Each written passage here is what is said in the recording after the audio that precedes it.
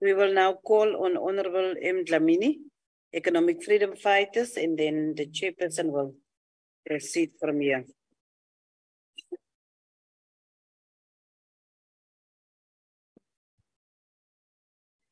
Chairperson, as we commemorate June 16, it is also worth noting that the first statement that was released by the African National Congress was to condemn the youth of 76. Chairperson, I stand here on behalf of the economic freedom fighters, a gigantic movement of our people, a generation that has committed to restore the dignity of the dispossessed and marginalized, to resolutely reject the proposed budget for the Department of Home Affairs.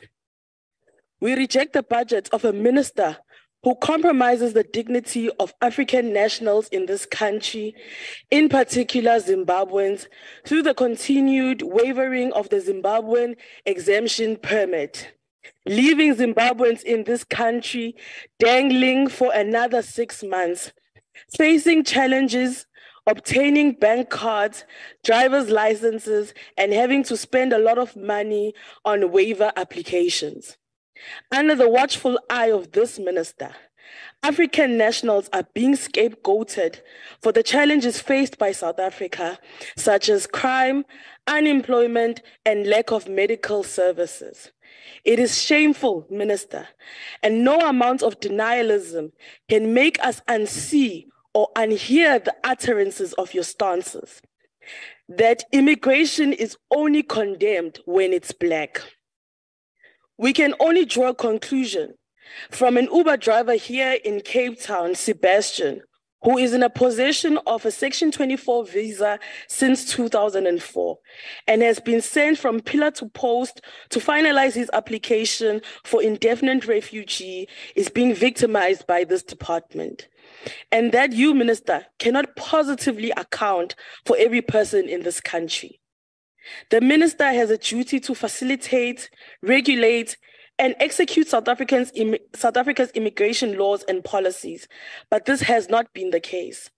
Refugees and asylum seekers face difficulties in accessing their rights due to this department's failures to produce efficient immigration services. This is a frustrating process due to the unfriendly staff, backlogs, and system failures. Home Affairs stands as a department of disarray, even creating a backlog and adding to the overflow of prisoners in the correctional facilities to process immigrants that need to be released for deportation. There needs to be a cleanup in its act, starting with the upgrading of their offices and technology used. There need to be a control of the unprocessed documents securely so that they are not sold randomly at the side of the road to any citizen trying to bypass the system. The list of grievances, which include the long list of queues, systems being offline, and only a handful of people being assisted, meaning repeated visits to the local department before any assistance is received. It has become an accepted norm that one may have to take time off from everyday commitments to queue outside one of the department's offices for hours. Even then, assistance is not guaranteed. The effects of load shedding have added to the strain, as the power damage, which also affects the UPS when the generator tries to kick in. This means that Home Affairs offices across the country are rendered useless, unable to issue out smart IDs, passports, and temporary identity certifications during the power cuts. Chairperson, we also note that the officials withhold documents and only release them by asking for additional payments and bribes in order to fast track and complete processes. We also note a disturbing report where persons who are still alive, whose death certificate was issued out on their behalf while they're alive and well, as was this a case of an elderly woman who was covered on a reality show, Skipama Files, where it took a total of 5 years and the intervention of a media platform to restore her identity. And it is not clear how many of these criminal syndicates planted in this department have been taken through prosecution, and how often are lifestyle audits conducted on employees. It is also concerning how the procurement processes for IT systems is being handled, as the international company contracted by the Department of Home Affairs to install an automated biometric identification system meant to upgrade its population register system has failed to deliver.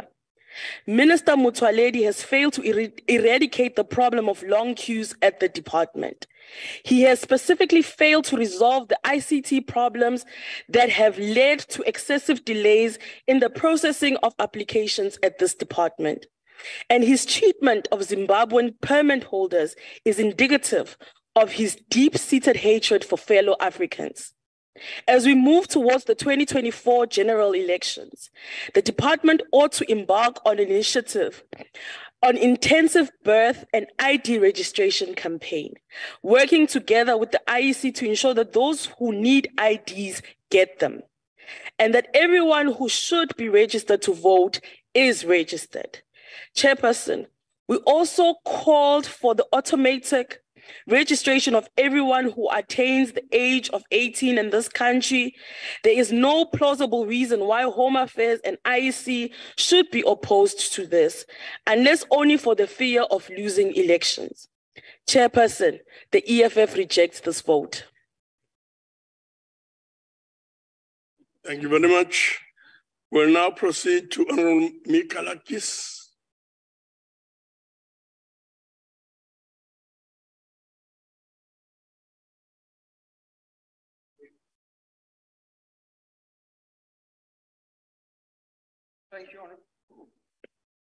Thank you, Honourable Chairperson. In 1930, Dr. D.F. Malan, who would later become an apartheid Prime Minister, was the Minister of Home Affairs.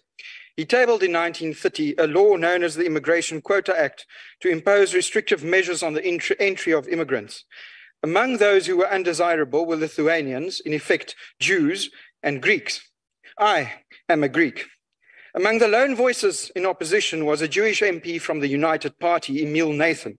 He stood up and fought in this parliament for people he's never known and likely never met, who did not look like him or, in many cases, believed like him. He fought for them because they were humans. Joel Joffe, Arthur Chaskelson, Harold Wolpe, Joe Slovo, Ronnie Kasrils, and Dennis Goldberg were all the descendants of Lithuanian Jews who arrived here earlier, but who would have found the doors closed to them in 1930. George Bizos was a Greek refugee himself who came here 11 years after Dr. Malan's draconian law as a refugee. Mandela's comrades and lawyers were the children of immigrants. It is unthinkable that almost a century later, members of the ANC, Mandela's very own party, would say to another immigrant descendant of those who were denied entry in 1930 that I should go back to where I came from, that I do not belong to this country. But this happened, Minister, in this House. Those words, Chairperson, were uttered by no fewer than 3 ANC members in this House on that day, and the ANC swept it under the rug. It was the equivalent of saying to every other immigrant in this country that they should go back to where they came from, including the descendants of George Bizos. But the ANC would never have said that to him. They only become racist and xenophobic the moment you are no longer on their side. The moment you point out to them that they are wrong, the ANC of today becomes more like D.F. Malan and less like Nelson Mandela.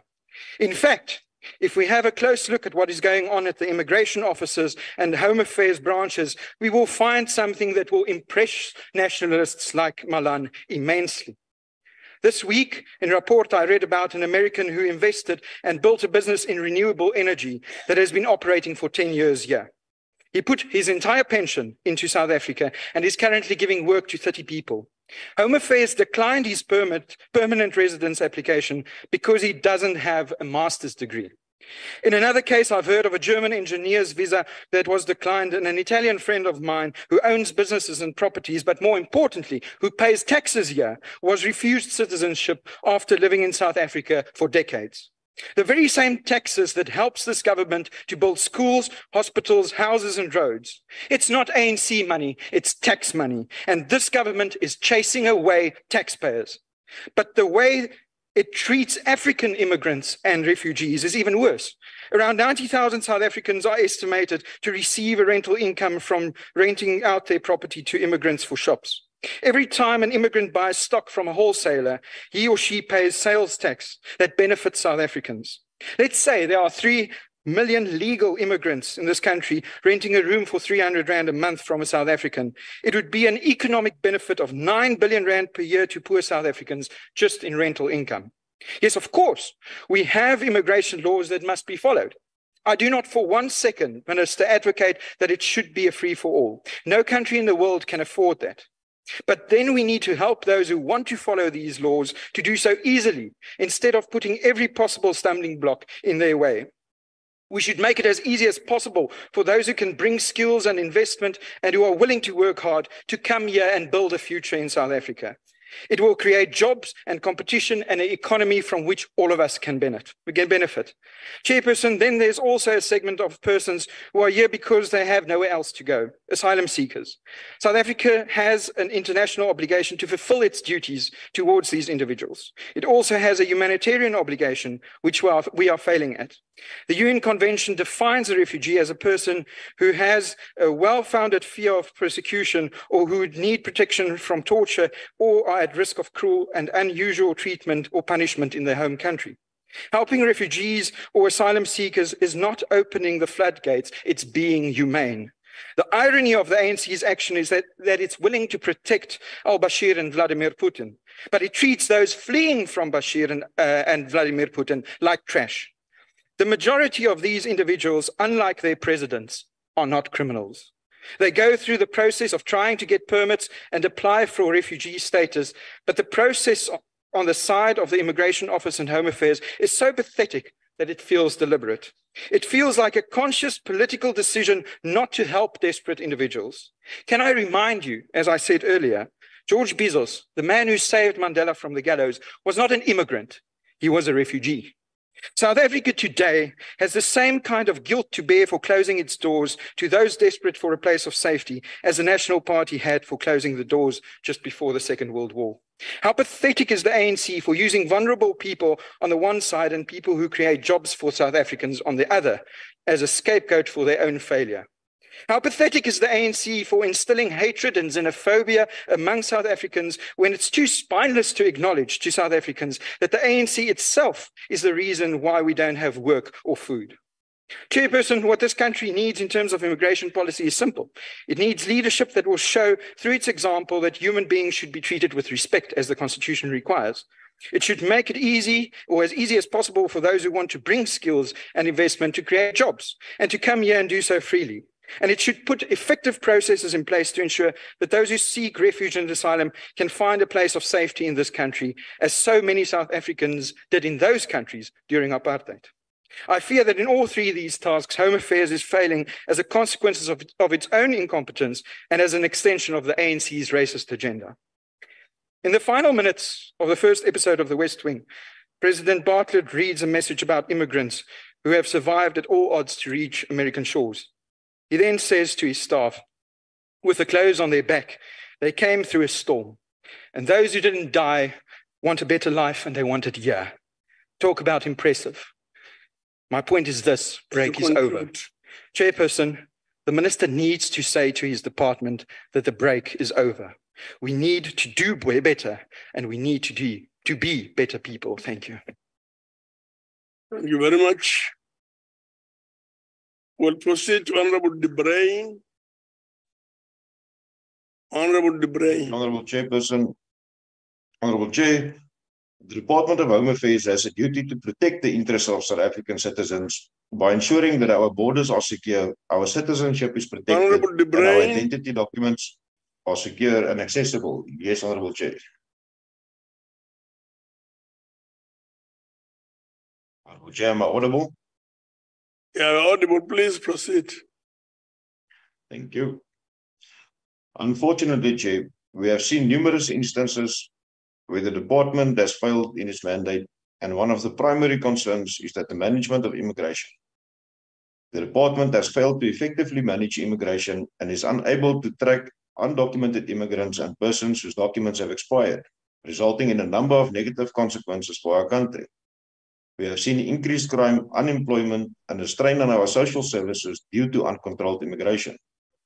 Honourable Chair, the Department must take a more proactive approach to managing immigration, including strengthening our border control and ensuring that only those who meet our immigration criteria are allowed to enter our country. And furthermore, the Department has failed to provide adequate services to South Africans who require identity documents and passport. And we have seen long waiting times and queues, lost documents and other issues that have made it difficult for South Africans to obtain the documents they need to access their rights and services. Honourable Chair, the Department must take a more proactive approach to service delivery by investing in technology and personnel to ensure that South Africans can obtain their identity documents in a timely and more efficient manner.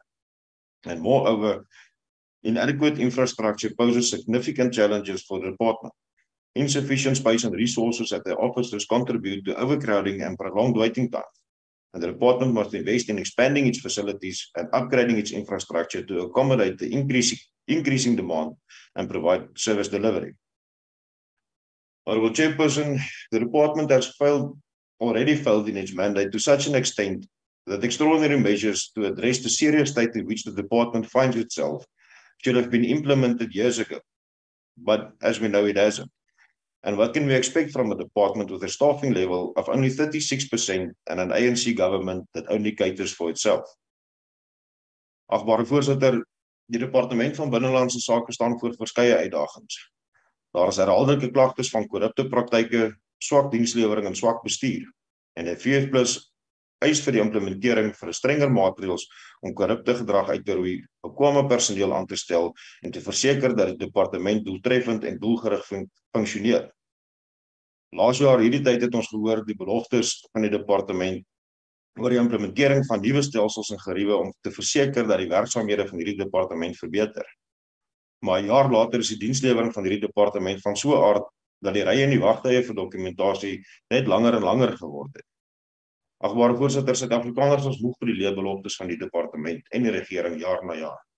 Ons verdien veilige grense, die beskerming van ons identiteit en effektiewe dienslewering. Ons verdien 'n regering wat korrupsie sal bekamp en werk ten baate van die belastingbetaler. En ons verdien 'n departement en 'n regering wat ons kan vertrou om sy beloftes en by sy woord te hou.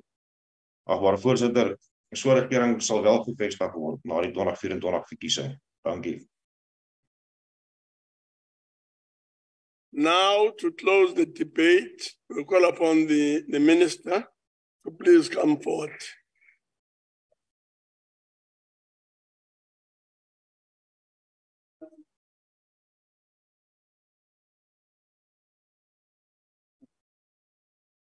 Yeah, you want me to lie in confidence as you've been doing. Well, Mr. Badenhorst, Honorable Badenhorst, I thought you'll be very well informed before you start throwing stones and mud at everything that is ANC. I thought you'll have to get facts. We in Home Affairs positively identified Thabo Bester before we offered him his ID. We did that via a process called LRB, which is a process that Home Affairs get involved in every day. But in addition to that LRB, which identified him, police did a DNA on Thabo Bester. And there was a match between him and the woman who told us he gave birth to him at Chris Hani Baragwanath Hospital. And we went to Baragwanath and found the records that were there. Since 37 years ago in the labor ward, we found those documents.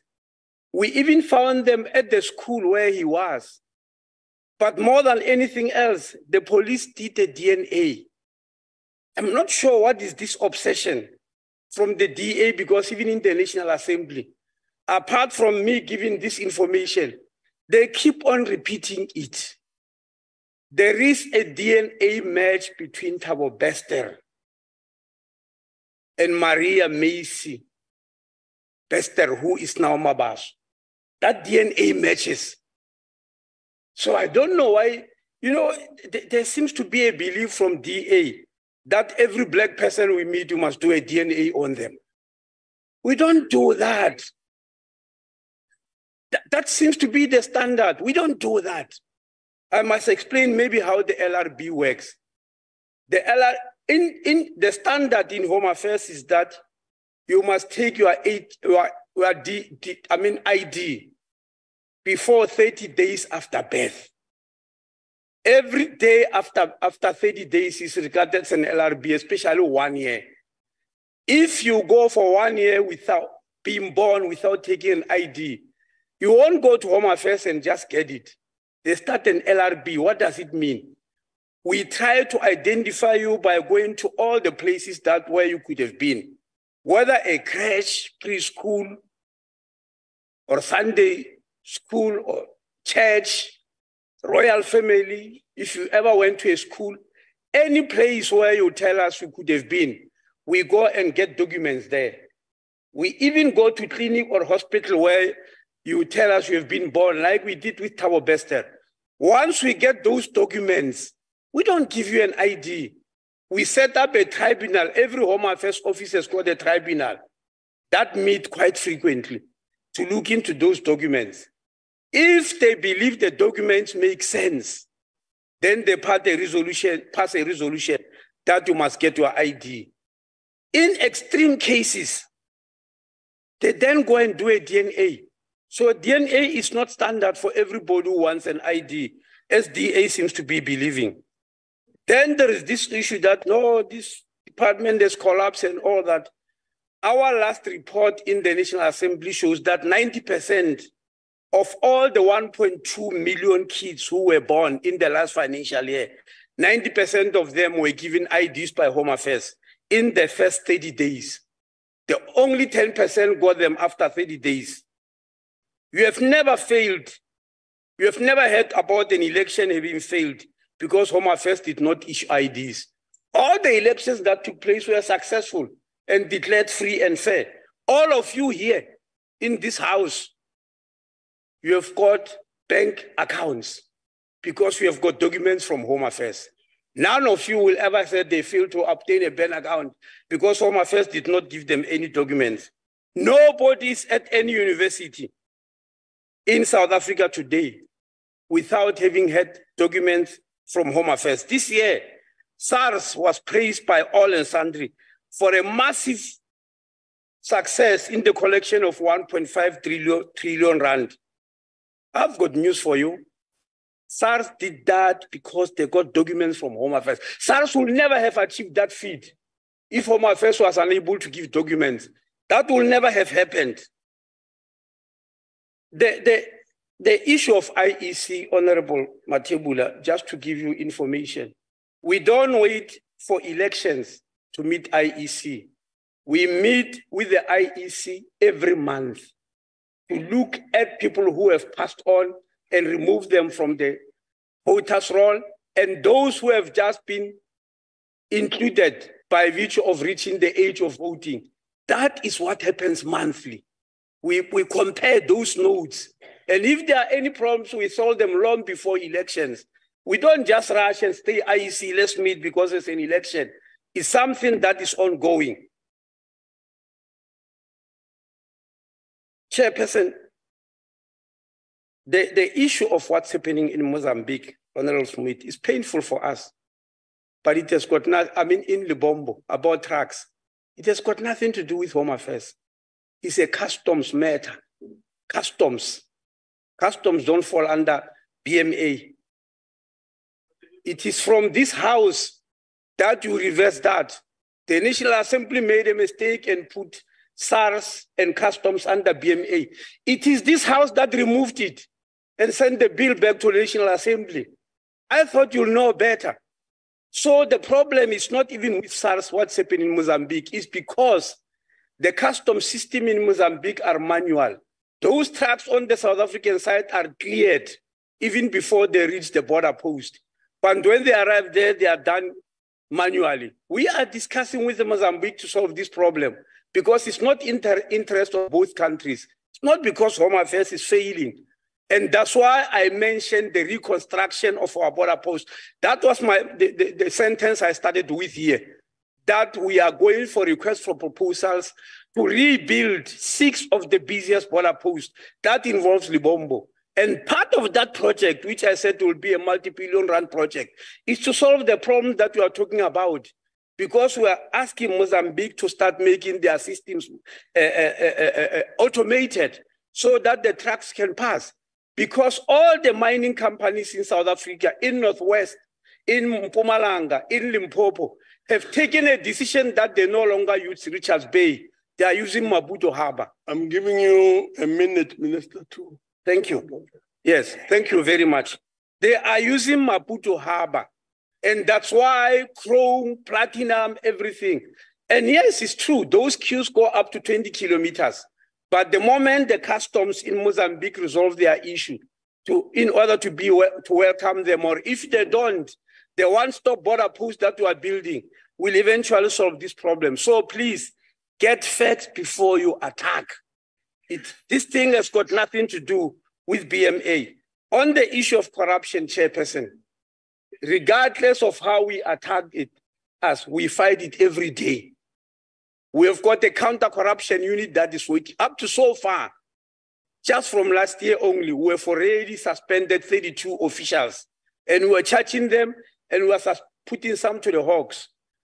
2 nights ago, people saw something on TV about the lady who was selling drugs and all that and giving IDs. The following day, she had already been arrested. We've already suspended her and we are charging her. We do that all the time. The lady who was selling visas to Pakistani nationals to come here illegally from Namibia, we charged her and fired her. And we handed her over to the Hawks. Unfortunately, she died when the Hawks were just about to arrest her. Yes, we do that every day. We arrest lots of people. There is none of you who can ever blame the department for resting on our laurels when it comes to corruption. This year only, we have demoted 2 DDGs to a level of a director. For misdemeanors, I don't think there's any where you could such a thing happening, where you have had people being demoted from DDG. But we have done it in Home Affairs because we want to bring an end to corruption. Thank you, Chairperson. Yes. Thank you very much, Minister.